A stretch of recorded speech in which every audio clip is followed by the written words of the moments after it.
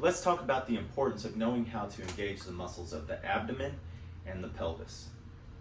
When something happens and you injure your lower back, it's really, really important to know how to engage them. That way you can move about the hip versus the lower back. Yesterday I was doing kettlebell swings. I've literally done millions of them. And somehow with a 35-pound kettlebell swing, I got my back.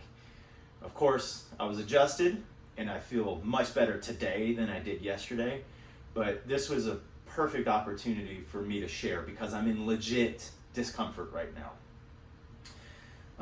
On these models, the red is where the muscle originates. The blue is where it inserts. So when something is hurting in this area and it radiates all through here, maybe down into the buttock and the thigh the way it is with me, we don't want to agitate that area. We want to lock the pelvis in to position using the gluteus medius, gluteus minimus, lock that into position. We want to lock the pelvic floor into position, and then we want to get the abdomen contracted. That way we do something called anti-flexion. We want to resist the downward motion because that downward motion is really going to flare up this area. I can tell you, it really does. So what we want to do is make sure all of it's engaged so we can, instead of leaning at the lower back, we can use the hips. And then we're able to get on and off of tables, get in and out of the vehicle. We can still be functional throughout the day. It's a part of my treatment protocol here, and it's usually performed, the education is usually performed on the second visit. What many people do, they'll default to either just not moving, they have to call into work and lose time with family. I don't accept that. I never will.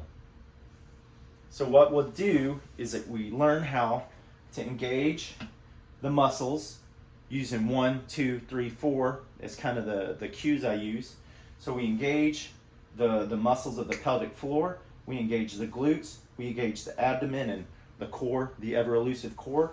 That way we learn how to move about the hip so we can get into bed.